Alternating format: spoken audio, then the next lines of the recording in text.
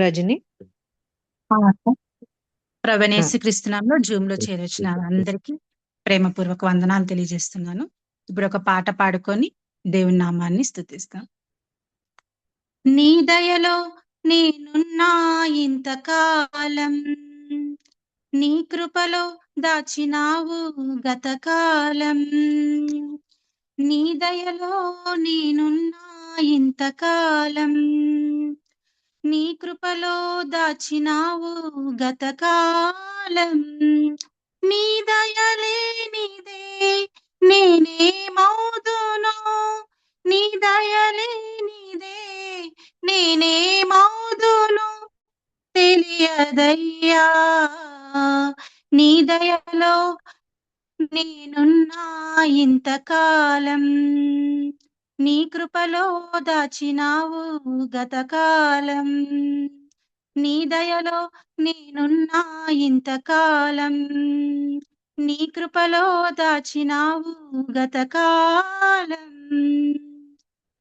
తల్లిదండ్రులు చూపిస్తారు ఎనలేని ప్రేమను ఇలలో, చేయాలని ఆశిస్తారు అందనంత గొప్పవారిగా.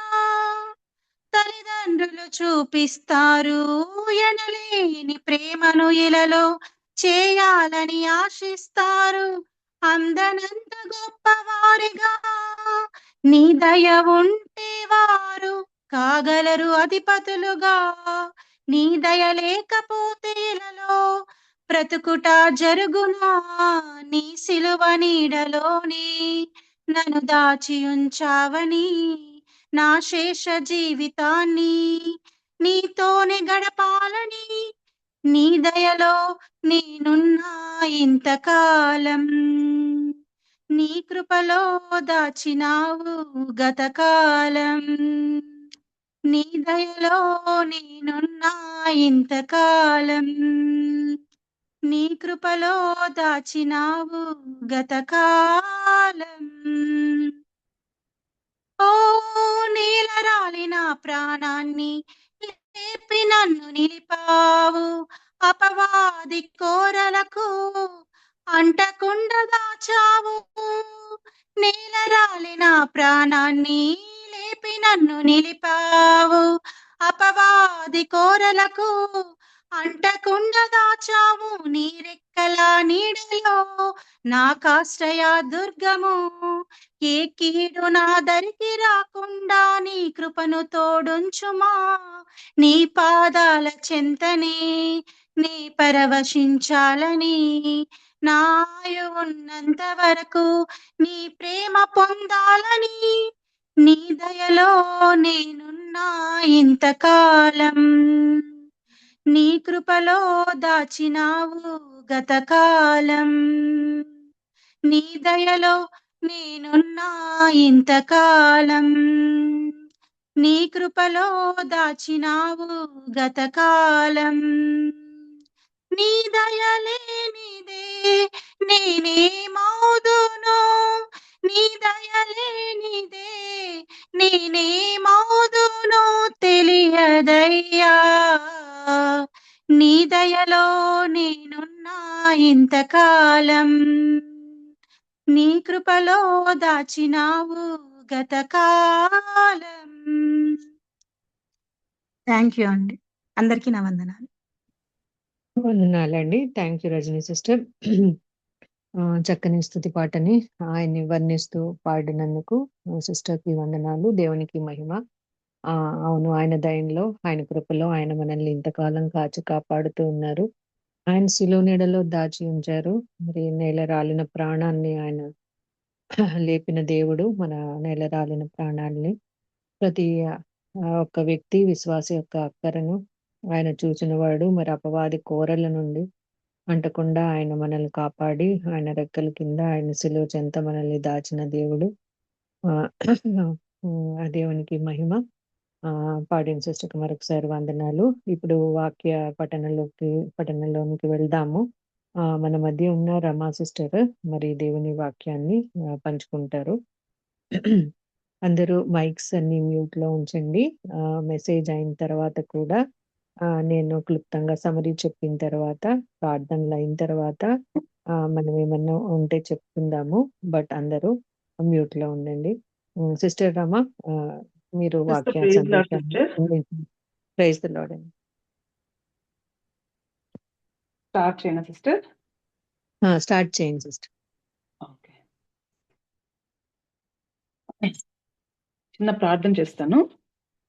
మహాపరిశుద్ధుడని ప్రియ పరలోకపు తండ్రి, గొప్ప దేవ యేసయ్య, నీ బంగారు పాదాలకు స్తుతులు స్తోత్రములు. ఎంత మంచి దేవుడు, ఎంత ప్రేమగల దేవుడు, ఎంత కనికరం గల దేవుడు నయ్యా. మా కొరకు నేను లోకానికి వచ్చి ప్రాణం పెట్టి మమ్మల్ని రక్షించి ఉచితంగా తండ్రి మాకు రక్షణ ఇచ్చి ప్రభా దేవా ఇంతవరకు మమ్మల్ని నడిపిస్తూ వచ్చిన దేవానికి వందనాలు. నీ వాక్యంతో మమ్మల్ని పోషిస్తూ వచ్చిన దేవ వందనాలు అయ్యా. ఈ సాయంకాల సమయంలో మేమంతా ఇలా చేరినైనా నీ వాక్యాన్ని ధ్యానించుకుంటుండగా ప్రభా ఆయన చేరువచ్చిన ప్రతి బిడ్డను మీరు దర్శించండి అయ్యా. నేనైతే మాట్లాడితే అది ఉపయోగం లేదు నాయన. నన్ను మరుగుపరిచే సిలువ వెనుక ప్రభా మీరు మాత్రమే మాట్లాడండి. వాళ్ళ ప్రతి అవసరత మీరు తీర్చే దేవుడు నైనా. నైనా మా గిన్నె నిండి పొంగి పొర్లేటట్టు మీరు మాట్లాడే దేవుడు కదా ప్రభా. నైనా మీరే అందరితో మాట్లాడండి. వాళ్ళ వాళ్ళ ఆత్మలను సంతృప్తి పరచండి. వాళ్ళ జీవితాలను కరెక్ట్ చేసుకోవడానికి సహాయం చేయమని వేడుకుంటున్నా తండ్రి. తండ్రి మీటింగ్ అంతటిని సమయాన్ని అంతటిని మీ చేతికి అప్పచెప్పుకుంటూ కొద్ది విన్నపాలను నజరేడైన యేసుక్రీస్తు నామంలో అర్జించి ప్రార్థించి వేడుకుంటున్నాను తండ్రి. ఆమేన్. ఒక్కసారి 38 నేను ఈరోజు దేవుడు నాతో మాట్లాడింది ఏంటంటే అంటే యూదా గురించి, తామారు గురించి అందరికి తెలిసిన విషయాలే. బట్ దేవుడు నాతో స్పెషల్ గా నాతో మాట్లాడినవి నీకు కొన్ని మీతో షేర్ చేసుకోవాలని దేవుడు నాకు లీడింగ్ ఇచ్చాడు అనమాట. ఒక్కసారి ఆ 38 చాప్టర్ ఒకసారి చదువుతారండి ఎవరైనా? నేను అంటే దీంట్లో మొత్తంని అంటే ఒక్కొక్క పాయింట్ ని మళ్ళీ పాయింట్ వైజ్ దేవుడు నాతో మాట్లాడింది, నాకు నేర్పించింది నేను డిస్కస్ చేస్తాను. ఒకసారి మీరు చదివితే బాగుంటది అని ఆ చాప్టర్. ఎక్కడండి? ఆదికాండము 38. ఓకే, చదువుతున్నాను. మొత్తం చాప్టర్ కదండి? ఒకసారి చదవండి మొత్తం.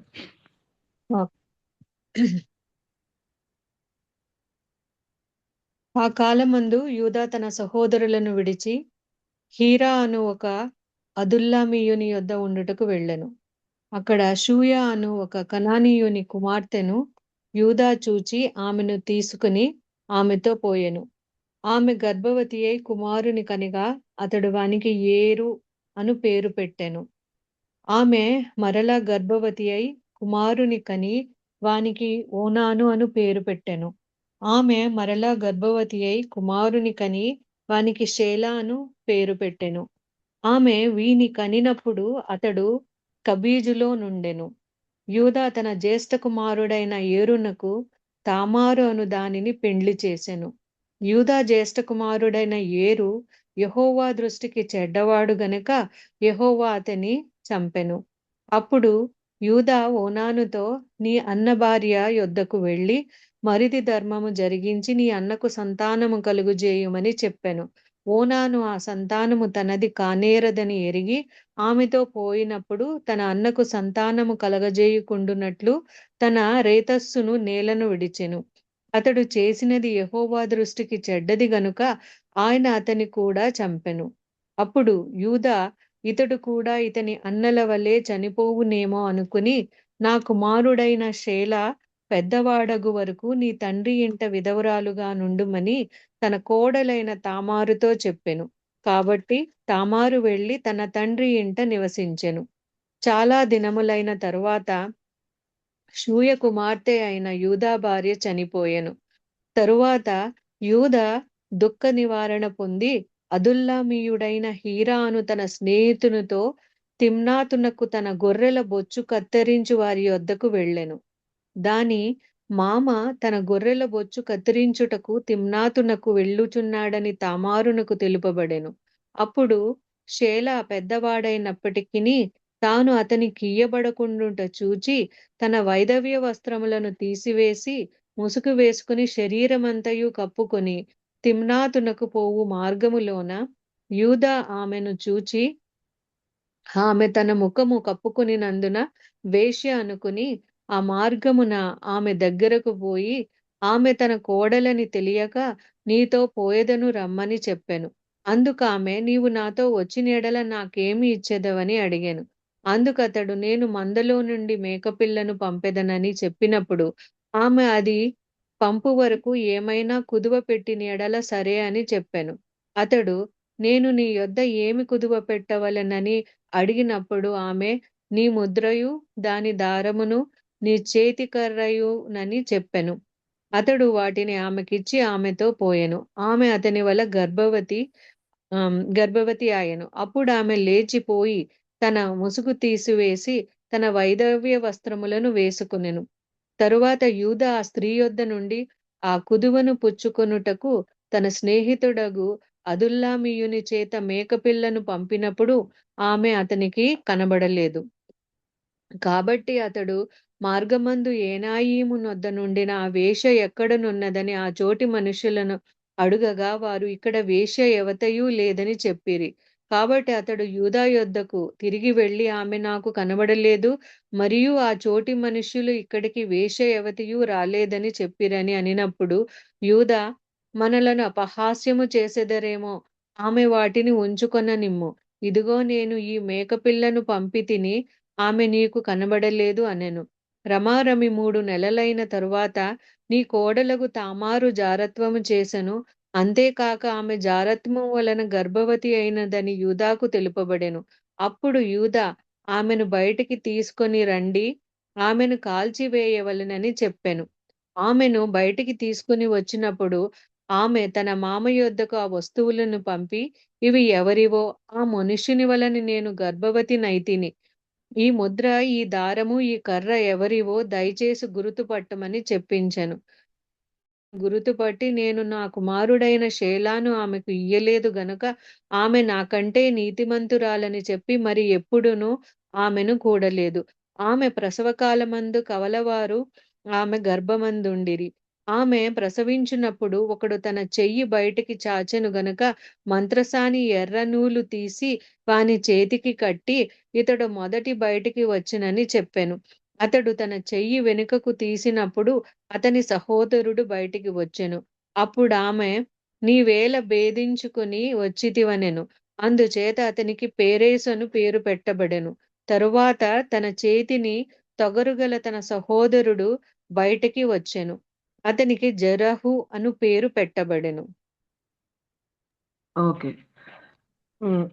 అందరికీ ఈ స్టోరీ అర్థమైంది కదండి. యాక్చువల్గా జోసెఫ్ స్టోరీ నడుస్తా ఉంది 37 చాప్టర్లో. మళ్ళీ 39లో కూడా మళ్ళీ యోసేపు గురించే ఉంది. సడన్ గా మధ్యలో 38లో ఎందుకు ఈ చాప్టర్ ఉంది, అసలు ఎందుకు దేవుడు యూదానే చూస్ చేసుకున్నాడు, ఇంతమంది పిల్లలు ఉన్నప్పుడు యాక్చువల్గా సరే రూబేన్ తప్పు చేశాడు, యోసేపు మంచిగా ఉన్నాడు కదా, యోసేపుని దేవుడు చూస్ చేసుకుని ఆయన గోత్రంలో నుంచి వచ్చి ఉండొచ్చు కదా. బట్ ఇక్కడ ఏంటంటే యూదా గోత్రంని నాకు అనిపించింది, దేవుడు నాతో మాట్లాడింది, నేను చెప్తాను. ఫస్ట్ నుంచి మనము ఇప్పుడు యూదాలో ఉన్న బ్యాడ్ క్వాలిటీస్ ఏంటి, తను ఎలా చేంజ్ అయ్యాడు, తామారుని దేవుడు చూస్ చేసుకోవడానికి ఆమె అన్యురాలైన ఆమెలో ఉన్న గుడ్ క్వాలిటీస్ ఏంటి అనేది ఈరోజు మనం డిస్కస్ చేద్దాము. ఫస్ట్ వచ్చేసి యాకోబు పిల్లల్లో ఈ యూదా కూడా ఉన్నాడు.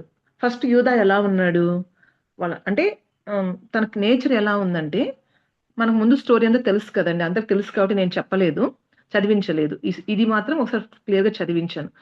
ఇప్పుడు వాళ్ళ యోసేపుని తండ్రి ప్రేమిస్తున్నప్పుడు అందరితో పాటు ఇతను కూడా జలస్ గానే ఫీల్ అయ్యాడు. అంటే ఇతను అతీతుడు కాదని మనకు బైబిల్లో అర్థమవుతుంది. అంటే ఇతని నేచర్ అంత గుడ్, అంటే అంత మంచిగా ఉన్నట్టు మనకు బైబిల్ లేదు కాబట్టి ఫస్ట్ అంత ఎలా ఉన్నాడు, వాళ్ళ తమ్ముడిని అంటే గోతులు పడేసినప్పుడు కానీ తను ఆపుండొచ్చు, తను హెల్ప్ చేస్తుండొచ్చు, మంచివాడైతే అలా ఎక్కడ హెల్ప్ చేసినట్టు కానీ, తను తమ్ముడిని క్షమించినట్టు కానీ, లేకుంటే తమ్ముడిని ప్రేమించినట్టు కానీ, తండ్రిని ప్రేమించినట్టు కానీ ఎక్కడ గుడ్ క్వాలిటీస్ ఇతనిలో లేవు ముందు, ఈ చాప్టర్కి ముందు.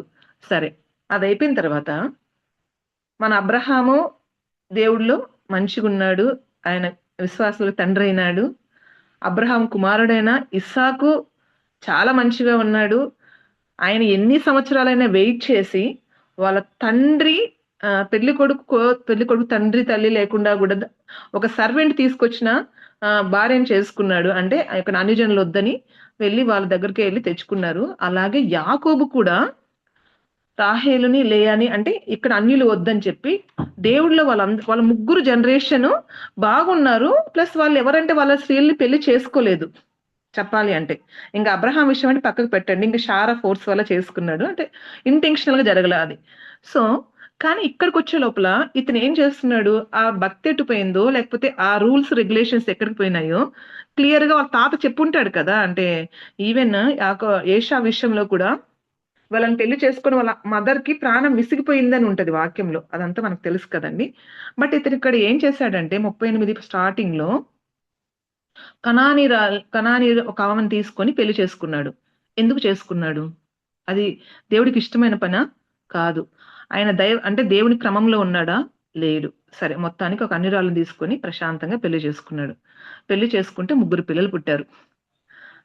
ఏరు, ఓనాను, షేల అని 3 పిల్లలు పుట్టారు.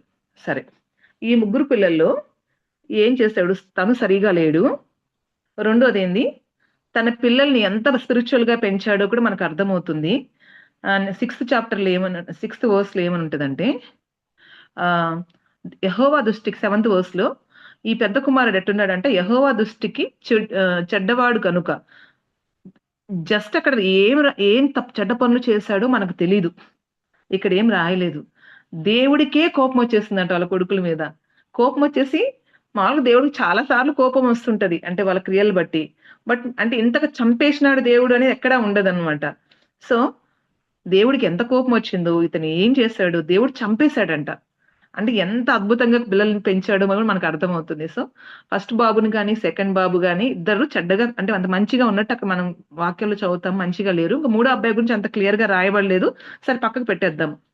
పిల్లల్ని సరిగా అతను పెంచడంలో కూడా ఫెయిల్ అయిపోయాడు. తను స్పిరిచువల్ గా ఉండడంలో ఫెయిల్ అయిపోయాడు. ఒక అన్ని జనరాలను పెళ్లి చేసుకొని తను అట్లాగే ఫెయిల్ అయిపోయినాడు. మూడోది పిల్లల్ని సరిగా పెంచలేదు. సరే, కనీసం వాళ్ళకి పెళ్లిళ్ళు చేసేటప్పుడైనా తను రిగ్రీట్ అయ్యి మళ్ళా అంటే దేవుడి పిల్లల్ని తీసుకొచ్చి పెళ్లి చేసేది ఉండొచ్చా? తన పెద్ద కుమారుడికి కూడా ఏం చేశాడంటే, ఆమె కూడా అన్యురాలన్నమాట. ఏం చేశాడంటే తామారని ఒక ఆమెను తీసుకొచ్చి పెళ్లి చేశాడనమాట. ఆమె కూడా అన్యురాలని ఉంటది ఇక్కడ వాక్యంలో. సరే, పెళ్లి చేసిన తర్వాత అక్కడ ఆమె ఎక్కడ తప్పు చేసినట్టు కానీ, ఆమె చెడ్డగా ఉన్నట్టు కానీ, ఆమె విగ్రహారాధన చేసినట్టు కానీ, తన కుమారుని యొక్క హృదయం తిప్పేసినట్టు కానీ ఇక్కడ వాక్యంలో అయితే ఎక్కడ ఏమీ ఆమె గురించి నెగిటివ్ గా రాయబడలేదు. కానీ తన కుమారుడి గురించి నెగిటివ్ గా రాయబడింది, దేవుడే చంపేశాడని రాయబడింది. సరే, చనిపోయినాడు. చనిపోయినప్పుడు అప్పుడైనా తను రిగ్రీట్ అయ్యి నా కొడుకు ఎందుకు చనిపోయినాడు అని దేవుడి దగ్గరికి వెళ్ళి ఒక్కసారి ఆయన వెళ్ళి పశ్చాత్తాపడి, అదే నా బిడ్డ జీవితంలో ఎందుకు ఇలా జరిగింది, నేను ఇప్పటికైనా కరెక్ట్ చేసుకోవాలి, నేను దేవుడితో సరైన మార్గంలో వెళ్ళాలని తన జీవితాన్ని కరెక్ట్ చేసుకొని ఉండుండొచ్చు. కరెక్ట్ చేసుకోలేదు. తర్వాత ఏం చేశాడు, యూదుల ఆచార ప్రకారం అంటే అన్న చనిపోతే తమ్ముడు అంటే ఆ మ్యారేజ్ చేసుకుని, వదిన మ్యారేజ్ చేసుకుని ఆ జనరేషన్ అక్కడికి ఆగిపోకుండా దాన్ని కంటిన్యూ చేయడానికి హెల్ప్ చేయాలి. అలా బ్రదర్స్ ఎవరు లేకపోతే సమీప బంధువులు చేయాలి ఆ పని. మనం రూతు గ్రంథంలో చూస్తాం కదండి, సమీప బంధువులన్నా చేయాలి. సరే, దేవుడి దగ్గర విచారం చేసి ఇతను అలా తమ్ముడిని ఇచ్చినట్టుందా? అక్కడ కూడా ఏమీ లేదు. జస్ట్ ఏంటంటే రెండో అబ్బాయిని ఇచ్చి పంపిస్తాడు. చూడండి, రెండో అబ్బాయి కూడా ఎంత చెడ్డవాడు ఇక్కడ నాకు అనిపించింది ఏంటంటే, సరే వాళ్ళ నాన్న చెప్పాడు, నాన్న అన్న చనిపోయాడు కదా, నువ్వు వదినతో వెళ్ళు అన్నప్పుడు అతను యథార్థంగా ఉండాల్సింది ఆ రెండో అబ్బాయి. అయ్యా నాకు ఇష్టం లేదు, అంటే అన్న ప్లేస్ లో నాకు వెళ్ళడం నాకు ఇష్టం లేదు అని వాళ్ళ నాన్నకు చెప్పుండొచ్చు. నాకు ఈ రెండో అబ్బాయిని చూసినప్పుడు అర్థమైంది ఏంటంటే, తనకి ఫ్లెష్లీ డిజైర్స్ కావాలి, బట్ బాధ్యతలు వద్దు. అంటే తను వెళ్తాడు, కానీ తన ద్వారా బిడ్డలు రావడం అంటే ఆ రెస్పాన్సిబిలిటీ కానీ ఆ బ్లెస్సింగ్ కానీ వద్దు, కానీ తనకు ప్లెజర్ కావాలి. ఇంత చెడ్డగా ఉన్నాడు రెండో అబ్బాయి. సో ఈ వాక్యంలో మనం చదివాం కదా, మనకు అర్థమవుతుంది కదా, అలా ఉన్నాడు కాబట్టి అది దేవుడు చూశాడు, దేవుడికి అసహ్యం వేసింది. ఈ చెడ్డ పనిని బట్టి దేవుడు అతన్ని చంపేశాడు అని ఉంది. ఇద్దరు కొడుకులు సరిగా లేరు. సరే, ఇప్పుడు యూదాకి భయం వేసింది. ఎందుకు? రెండోసారి కూడా దేవుడి దగ్గరికి వెళ్ళి విచారం చేస్తుండొచ్చు, ఎందుకు ఇలా జరిగింది, నా బిడ్డలు తప్ప, నేను తప్ప అంటే వాళ్ళ తరపున ఈయన యోబులాగా పిల్లల కోసం తను చేసినట్టు తను కూడా రిగ్రెట్ అయిపోయి దేవుడి సన్నిధిలో కనిపడడం అవన్నీ ఎక్కడ చేసినట్టు బైబిల్లో ఎక్కడ లేదండి. తను ఏం చేశాడంటే భయపడ్డాడు. ఆమెకి ఏం చెప్పాడు, తామారుకి, అమ్మా నువ్వు మీ అమ్మ వాళ్ళ ఇంటికి వెళ్ళు, మీ అమ్మ వాళ్ళ ఇంటికి వెళ్ళి నువ్వు అక్కడ ఎలా ఉండాలని చెప్పాడు, ఒక విడోలాగే ఉండాలని చెప్పాడు.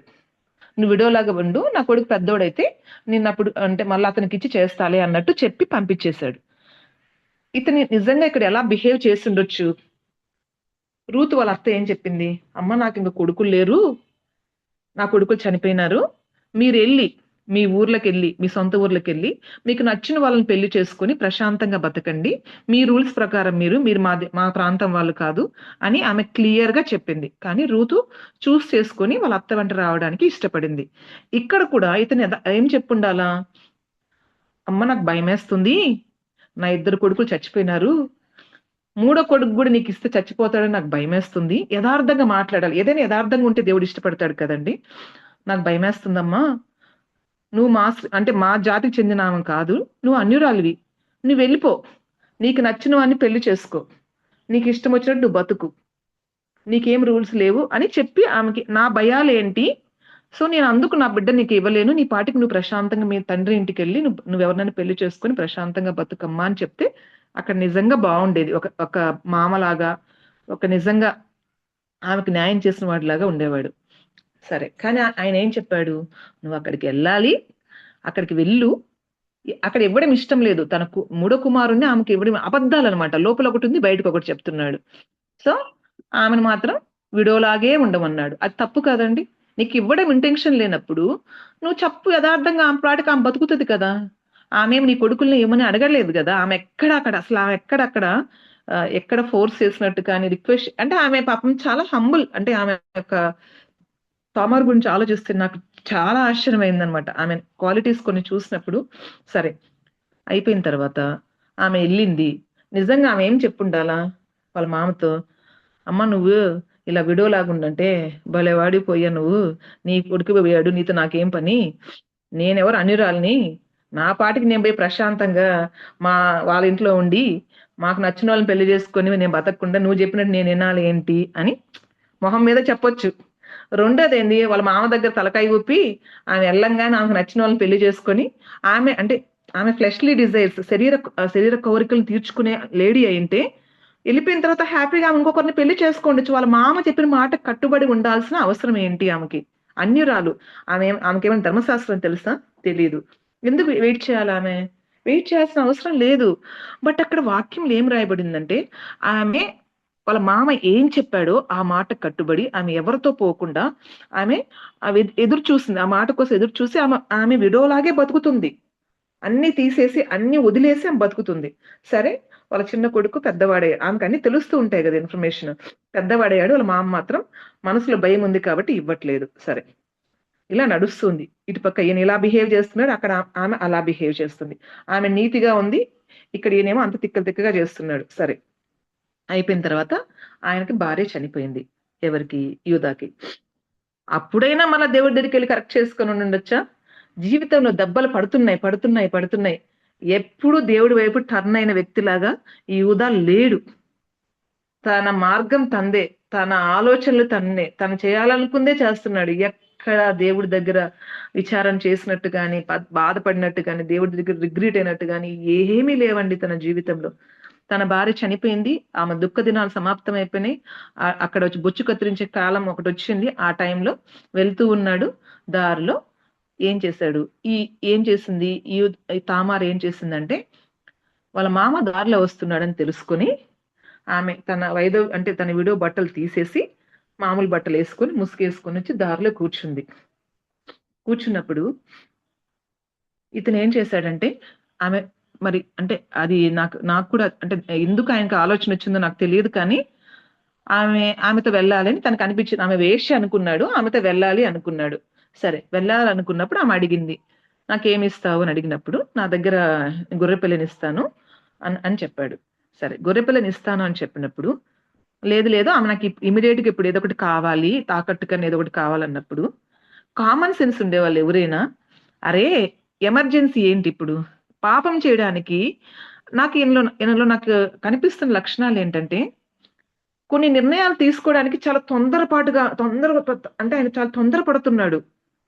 కొంచెం కూడా వెయిట్ చేయట్లే. అంటే కొన్ని చెత్త నిర్ణయాలు తీసుకోవడానికి.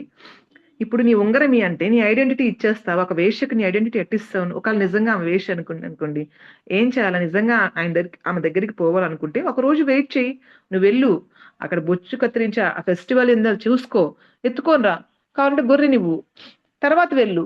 నీ ఉంగరం ఏంటి, నీ ఐడెంటిటీ ఏంటి, నీ మొత్తం తీసి ఒక వేశ్యకు నువ్వు అప్పచెప్పడం ఏంటి?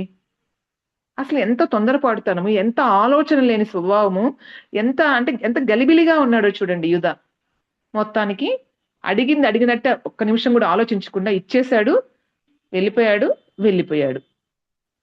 వెళ్ళిపోయిన తర్వాత మళ్ళీ ఆమె బట్టలు తీసుకుంది, ఆ 5వ బట్టలు వేసుకుంది, మళ్ళీ ఇంటికి వెళ్ళిపోయిన తర్వాత 3 months తర్వాత ఆమె ప్రెగ్నెంట్ అయింది. ప్రెగ్నెంట్ అయిన తర్వాత ఈ యూదాకి తెలిసింది. ఏమని తెలిసింది? ఆమె జారత్వం చేసింది. జారత్వం చేయడం వల్ల ఆమె గర్భవతి అయింది అని తెలిసింది. ఇన్ని సంవత్సరాలు ఆమెను అబ్జర్వ్ చేస్తున్నాడు. ఆమె గురించి కొద్దో గొప్ప తెలుసుంటది కదా. అసలు ఆ పెద్ద కుమారుడు కూడా ఆయన చూస్ చేసుకొని లవ్ చేసి ఆమెను పెళ్లి చేసుకోవాలి అన్ని జనరాలని. వాళ్ళ నానే ఇతనే తీసుకొచ్చి పెళ్లి చేశాడు. మంచి క్వాలిటీస్ చూసే మరి చేశాడేమో నాకు తెలియదు, కానీ ఆమె గురించి కొద్దో గొప్ప తెలిసిన వ్యక్తి ఎవరు అంటే యూదానే. ఈ యూదా ఆమె పాపం చేసింది, గర్భవతి అయిందంటే వెంటనే ఏమంటాడు తెలుసా? ఆమెను బయటికి లాగంటే కాల్చి చంపేసేయాలంట. ఏమంత తొందరపడతాను నీకు? సరే, నేను ఇస్తానని ఇవ్వలేదు కదా, ఆమె ఇన్ని రోజులు విడోలాగా ఉంది కదా, అయ్యో నేను తప్పు చేశానే అని ఏమన్నా ఫీల్ అయ్యాడా? సరే, తప్పు చేశాడు, ఫీల్ అవ్వకపోగా ఎదుటి వ్యక్తిలో తప్పులు చూస్తున్నాడు చూడండి. ఆమెలో తప్పులు చూస్తున్నాడు. సరే, ఏదోలే వయసులో ఉన్నామే అంటే నేను ఇవ్వలేదు కదా, తన బతికింది, సరేలే బతకనీలే అని అంటున్నాడా? ఆహా, ఇమ్మీడియట్ గా ఆమెను కాల్ చంపేసేయాలంట. ఏమంట? నువ్వేమో న్యాయం చేయవు, ఆమె మాత్రం అట్లా బతకాలా నీ కోసము, అంటే నువ్వు నీ మాట కోసం బతకాలా? ఎంత స్వార్థపూరితమైన నేచర్ ఉందో చూడండి. చంపేసేయాలంట. నేను అంటాను, నువ్వు పెద్దవాడివి, ఆమె చిన్నపిల్ల, భర్తను పోగొట్టుకుంది. ఏంటి అమ్మా, ఏం జరిగింది, ఎందుకు ఇలా అయింది, ఇన్ని రోజులు ఎంతో నీట్గా ఉన్నావు కదా, అసలు ఏం జరిగిందని ఒక్కసారి ఇలా ఆమెతో మాట్లాడొచ్చా? కనీసం ఇప్పుడు మేరీ తప్పు చేసిందని అంటే గర్భవతిని తెలిసినప్పుడు యోసేపు ఏం చేశాడండి? ఎంత ఆలోచించాడు?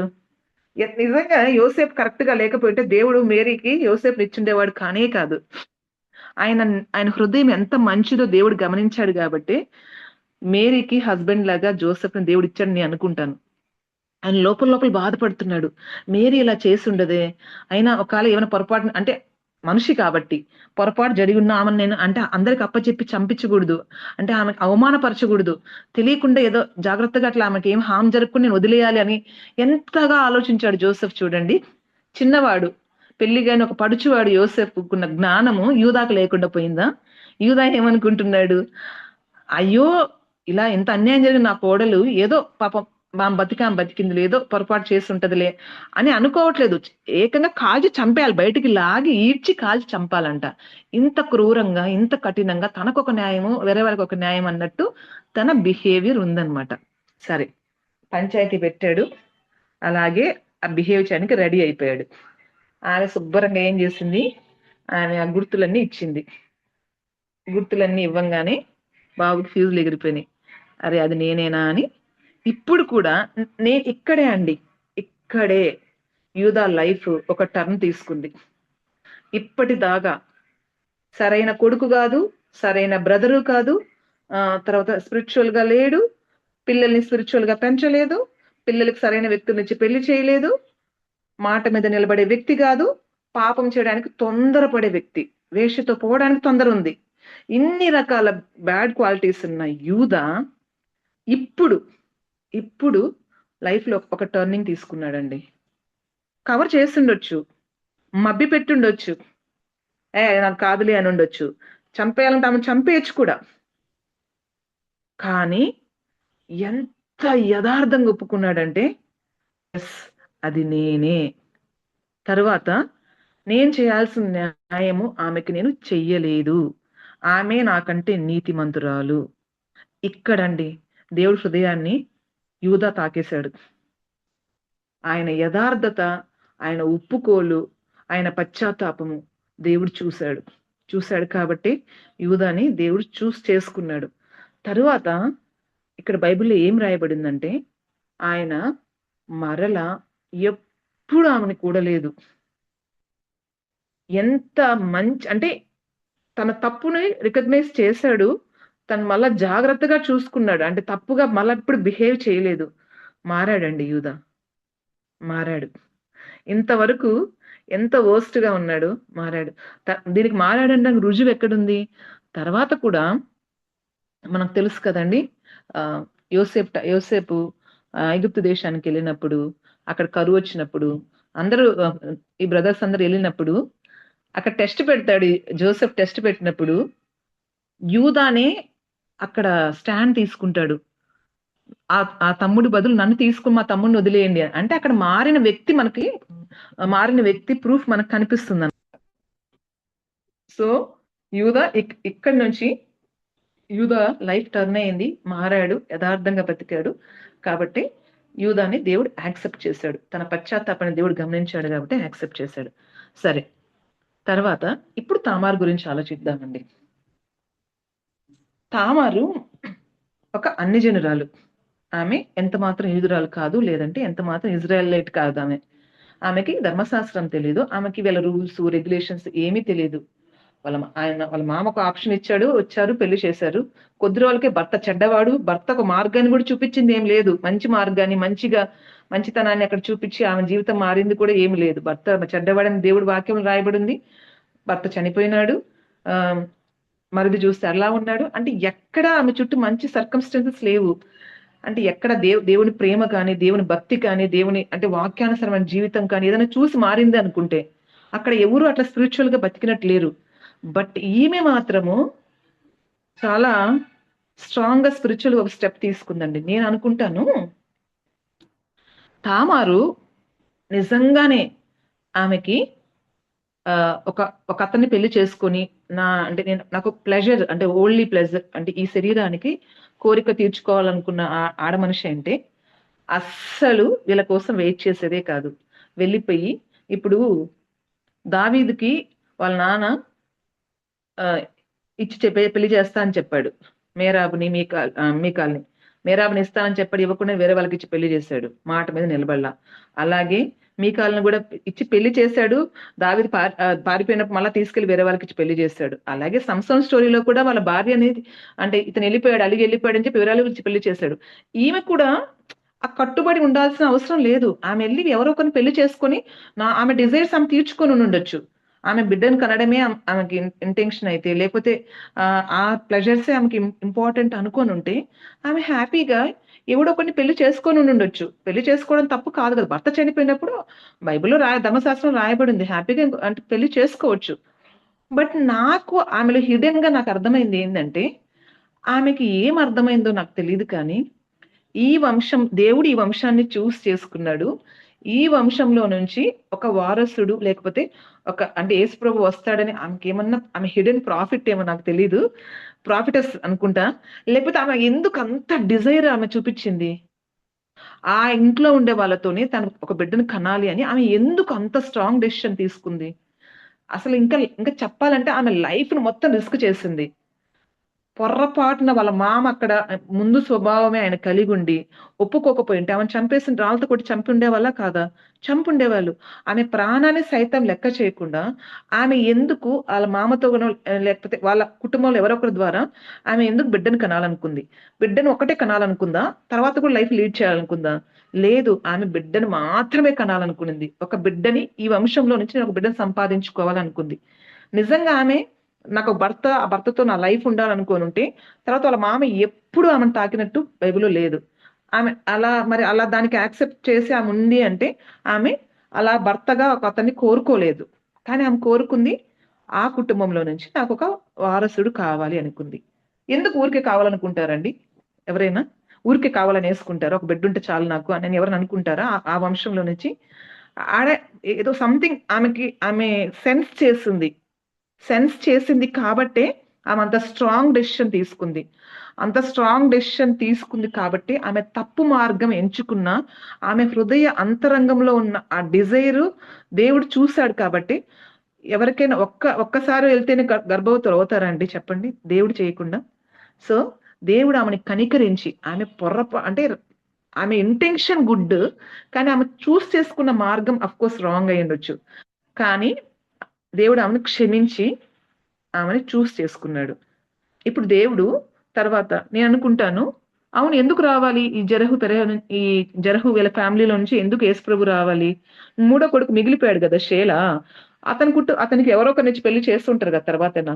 అక్కడి నుంచి వచ్చిండొచ్చు కదా.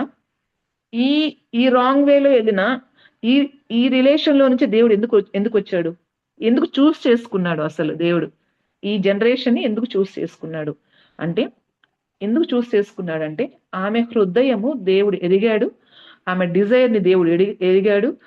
ఆమెలో ఉన్న నిజాయితీ, ఆమెలో ఉన్న అంటే ఈ అంటే ఆమె దేవుని గురించి ఏదో మొత్తానికి ఆమె అయితే ఐడెంటిఫై చేసిందని నేను అనుకుంటున్నాను. ఆమె గ్రహించుకుంది. అంటే ఆమె అది స్పిరిచువల్ కనెక్షన్ అనుకుంటాను.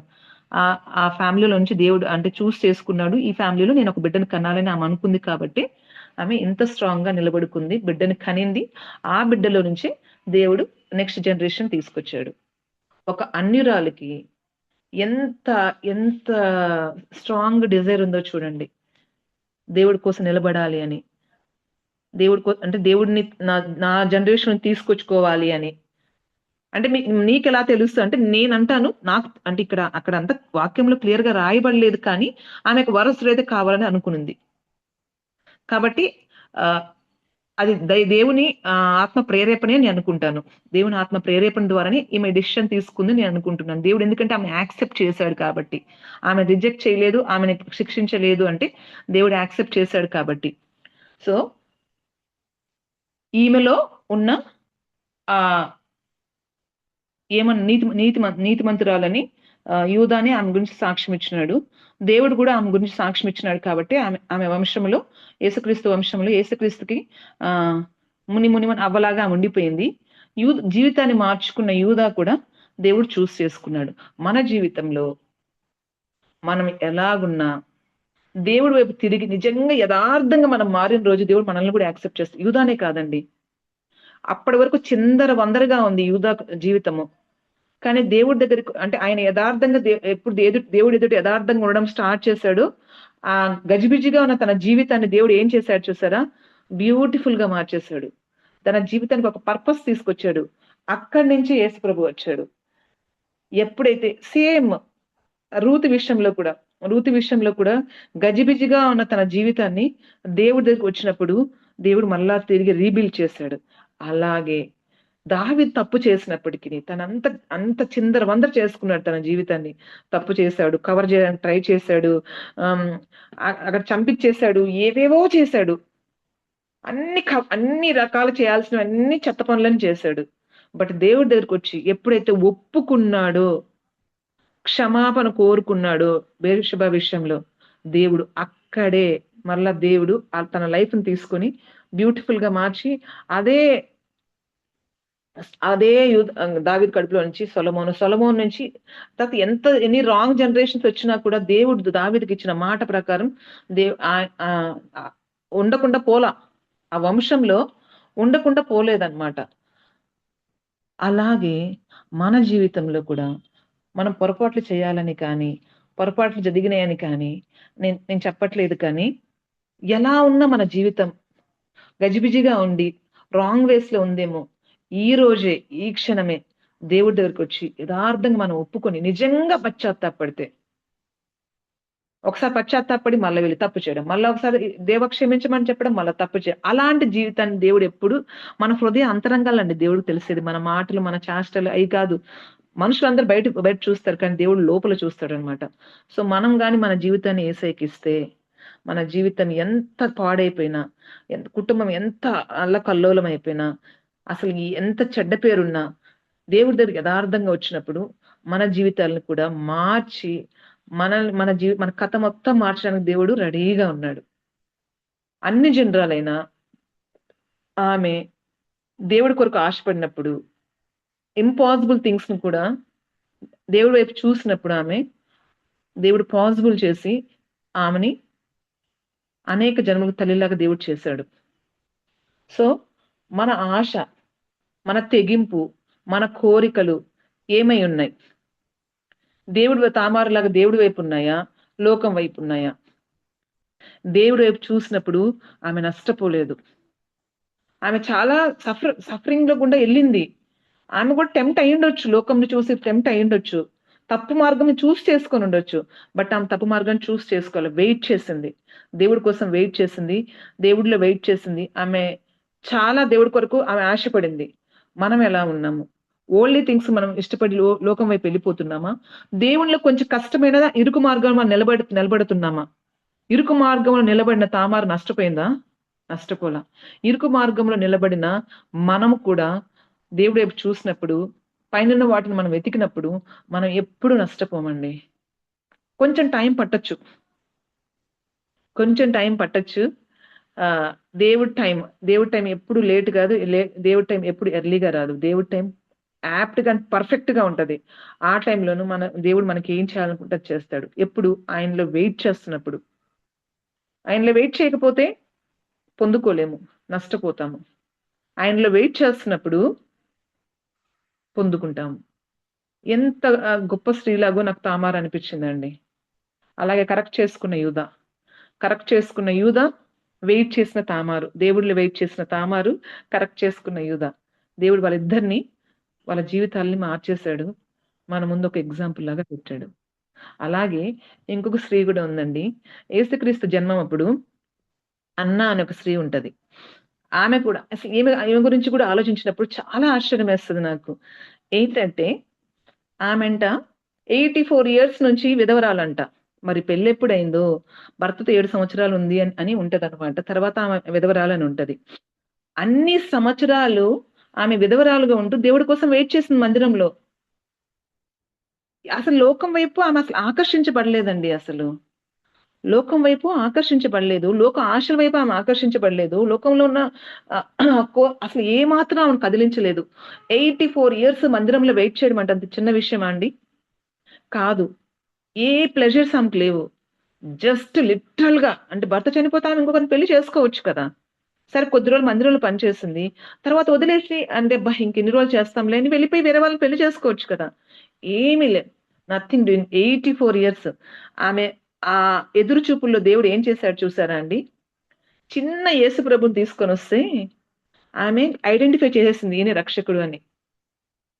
యేసు ప్రభు ఏమైనా ఎవరికైనా అద్భుతాలు చేశాడా ఆ టైంకి? యేసు ప్రభు ఏమన్నా అంటే హీలింగ్స్ చేశాడా? యేసు ప్రభు ఏమైనా సులువు మీదకి ఎక్కాడా? ఆ 7 రోజుల బిడ్డను చూసి ఆమె ఎట్లా ఐడెంటిఫై చేసింది ఆయన రక్షకుడు అని?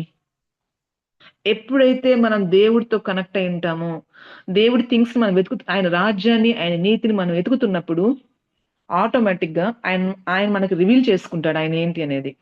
ఆయన ప్లాన్ ఏంటో అక్కడ తామారుకి అదే దేవుడు రివీల్ చేసుకున్నాడు కాబట్టి ఆమె అంతా పాకులాడింది. అలాగే ఇక్కడ అన్న కూడా అంతే, వెయిట్ చేసింది కాబట్టే ఆ చిన్న బాబులో ఉన్న రక్షకుడిని ఆమె చూడగలిగింది. దేవుడి కొరకు వెయిట్ చేసినప్పుడు అది అంత ఈజీ అండి. 84 ఇయర్స్ వెయిట్ చేయడము అంత ఈజీయా? ఈజీ కాదు. చాలా టఫ్ ఆమె లైఫ్. చాలా టఫ్ పీరియడ్ గుండా ఆమె వెళ్తుంది. బట్ స్టిల్ ఆ పరిస్థితులు ఏమి ఆమెను ఏమి డిస్టర్బ్ చేయలేకపోయినాయి. దేవుడితో ఆమెకున్న రిలేషన్ ని డిస్టర్బ్ చేయలేకపోయినాయి. కాబట్టి దేవుడు ఆమెను రివీల్ చేసుకున్నాడు. మనము ఈరోజు దేవుని కొరకు వెతికినప్పుడు, ఆయన రాజ్యాన్ని, ఆయన నీతిని వెతికినప్పుడు ఖచ్చితంగా దేవుడు మనతో రివీల్ చేసుకుంటాడండి. ఆయన ఏంటి, ఆయన ప్లాన్స్ ఏంటి, మనం ఎవరిని రక్షించాలి, ఎవరికి సువార్త ప్రకటించాలి, అసలు పర్పస్ ఏంటి లోకంలో. ఆయన థింగ్స్ ఆయన చెప్పుకోకుండా ఉండలేడు. మనం ఆయనతో ఒక రిలేషన్ లో మనం ఉంటే మనకు చెప్పకుండా ఆయన ఏం చేయడంట. అబ్రహాం చెప్పకుండా నేను ఎట్లా దాచిపెడతాను అంటాడంట. అక్కడ సొదొమ గొమొర్రాలను నాశనం చేయడానికి వెళ్తున్నప్పుడు, అరే అబ్రహాం చెప్పకుండా ఎట్లా దాచిపెట్టాలని మళ్ళా వచ్చి అబ్రహాం చెప్పాడంట. అరే ఇట్లా సొదొమ గొమొర్రాను నాశనం చేయబోతున్నానని.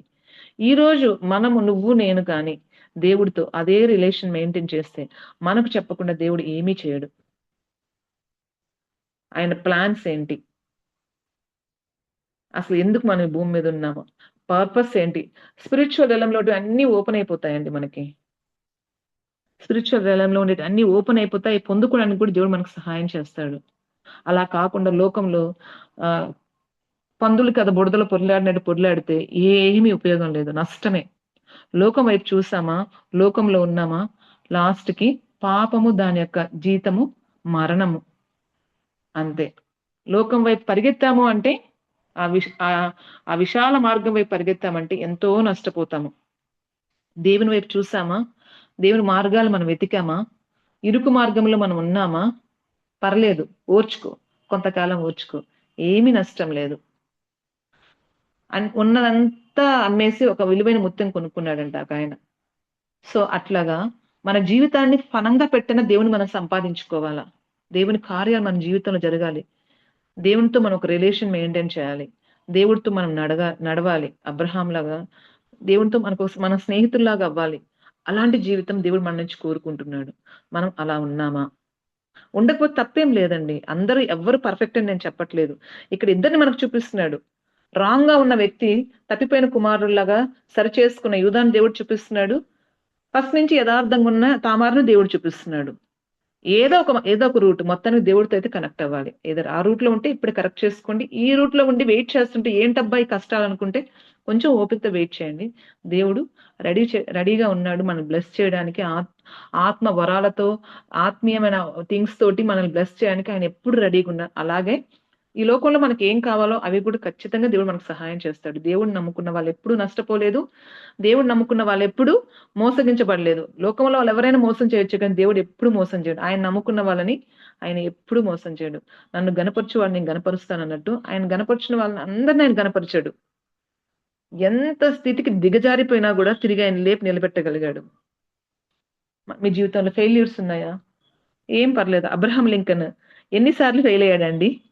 పోటీ చేయడం, ఫెయిల్ అవ్వడం, పోటీ చేయడం, ఫెయిల్ అవ్వడం. కానీ దేవుడి మార్గాన్ని ఆయన వదిలిపెట్టలా. ఎన్నిసార్లు ఫెయిల్యూర్లు వచ్చినా ఆయన వదిలిపెట్టలా. ఒక రోజు ఆయన ప్రెసిడెంట్ అయ్యాడు. ఇప్పటికి కూడా ఆయన గురించి మనం మాట్లాడుకుంటున్నాం.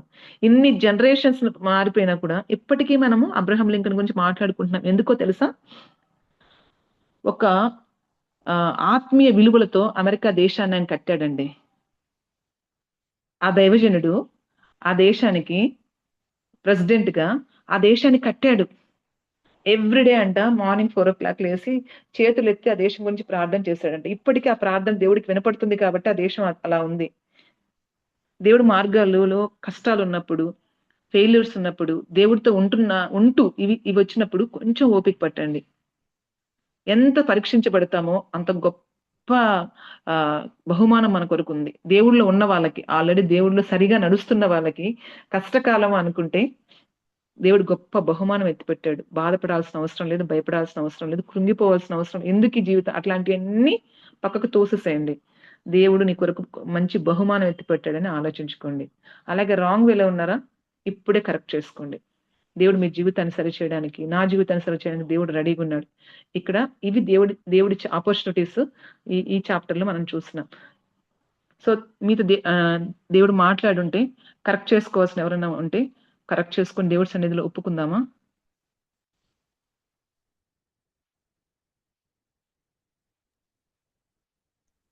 Hello sister. అండి. వందనాలు, నిండు వందనాలు. మనము చక్కటి విషయాలు విన్నాము.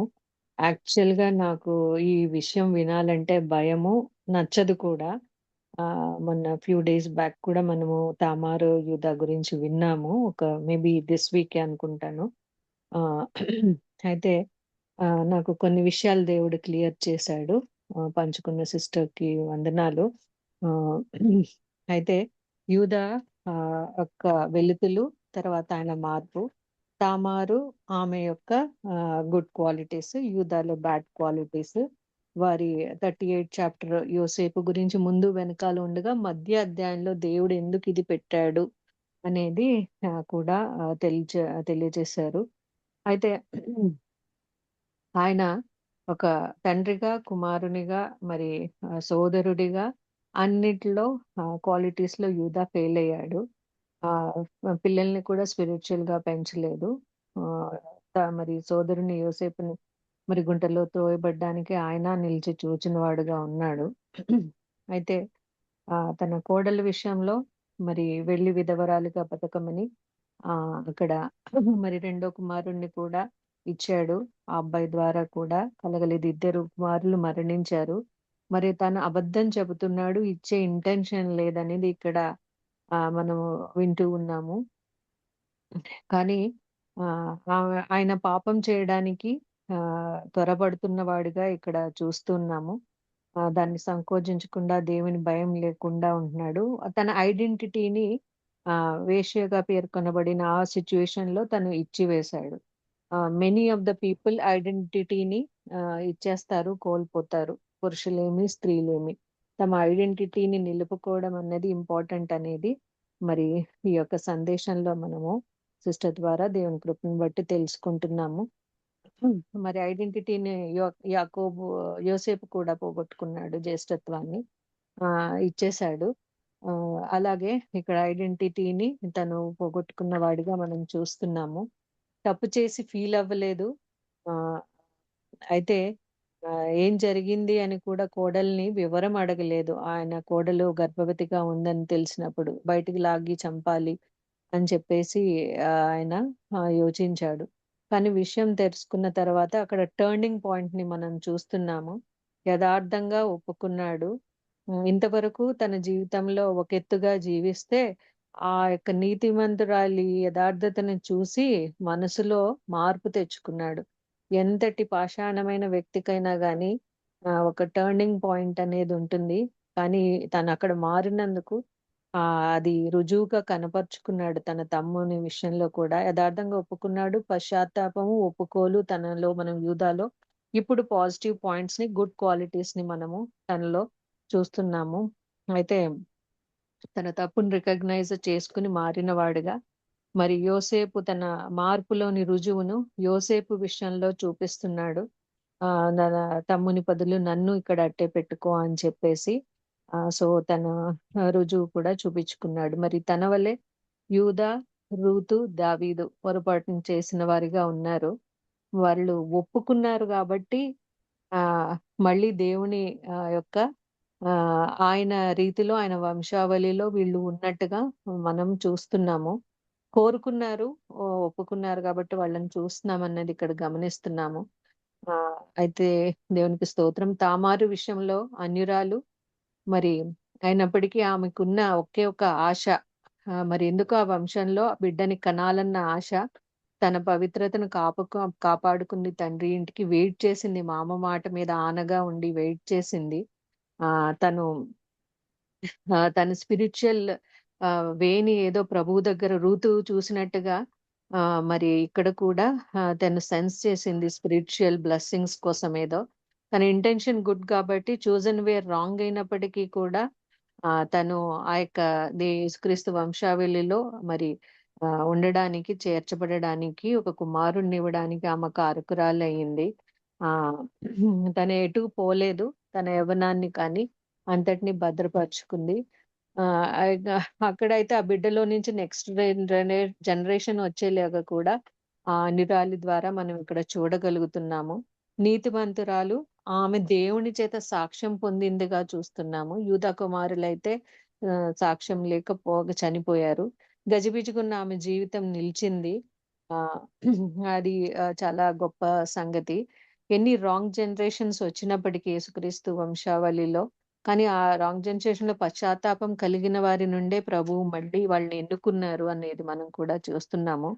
దేవుడు లోపల మనస్తత్వాన్ని చూస్తాడు. యోసేపులో కూడా మరి చూసాడు కాబట్టే ఆయన దేవుడు తనకితో దూత ద్వారా మాట్లాడి మరి నిలిచినట్టుగా, అతన్ని నిలిపినట్టుగా మనం చూస్తున్నాము. ఇరుకు మార్గంలో వెళ్ళిన ఏ విశ్వాసి తామారు కూడా నిలబడిన ప్రకారంగా ఆమె నష్టపోలేదనేది చూస్తున్నాము. దేవుని టైం పర్ఫెక్ట్‌గా ఉంటుంది. ఆమె ఆశ, తెగింపు, నిలకడ స్ట్రాంగ్‌గా ఉంది అనేది మనము దేవుని కోసం స్ట్రాంగ్‌గా నిలిచిందని చూస్తున్నాం. అలాగే 4 ఇయర్స్ ఎదురు చూచిన ఆ యొక్క విధవరాలు ఎదురు చూపులు ఫలించాయి. She also had spiritual connection. ఆమెకి ఆత్మీయమైన కనెక్షన్ ఉంది గాబట్టే క్రీస్తుని చూడగానే ఈయన రక్షకుడని తెలిపింది. సో, మనం ఆ స్ట్రాంగ్ స్పిరిచ్యువల్ కనెక్షన్ ఉండాలి. చేతులెత్తి అబ్రహాం లింకన్ వల్లే మనం కూడా మరి శ్రేష్టమైన సంగతులు చూడగల కనెక్షన్ మనం దేవునితో పొందుపరుచుకోవాలని నేను అంటున్నాను. అయితే చాలా మంది ఈ వాక్యం ద్వారా నాకొకటి అనిపించిందంటే, చాలా మంది కుటుంబాలలో మరి వేశ్యల దగ్గరికి పోయి వాళ్ళ యొక్క ఐడెంటిటీని పోగొట్టుకుని కుటుంబాల్లో ప్రాబ్లమ్‌గా ఉంటూ ఉంటుంది. మరి అది మరి ఆ భార్యలు, పిల్లలు ఓర్చుకుంటూ ఉండడం వల్ల కుటుంబాలు మరి దేవుల్లో నిలబడుతున్న కుటుంబాలు కూడా ఉంటున్నాయి. ఈ విషయాన్ని బట్టి అటువంటి కుటుంబాల గురించి కూడా మనము ప్రార్థన చేయాలి. ఈ 2 గుడ్ క్వాలిటీస్ మారు మనస్సు, మరి తామారిలో విషయాలు పెట్టి ప్రార్థన చేస్తున్న వారు ఈ విషయాలు కూడా పెట్టి ప్రార్థన చేయమని మీకు రిక్వెస్ట్ చేస్తున్నాను. నిండు వందనాలు సిస్టర్, ఇదంతా షేర్ చేసుకున్నందుకు. ఇప్పుడు కేజీ ఆంటీ మన మధ్యలో ఉన్నారు. ఆ ఆంటీ మాట్లాడతారు అండ్ ప్రార్థన విషయాలు చెప్తారు. ఇంకా ఆంటీ తర్వాత ఎవరన్నా కూడా ప్రేయర్ రిక్వెస్ట్ చెప్పండి. వాక్యాన్ని అందించిన డాక్టర్ రమ సిస్టర్ కి నిండు వందనాలు. ఆంటీ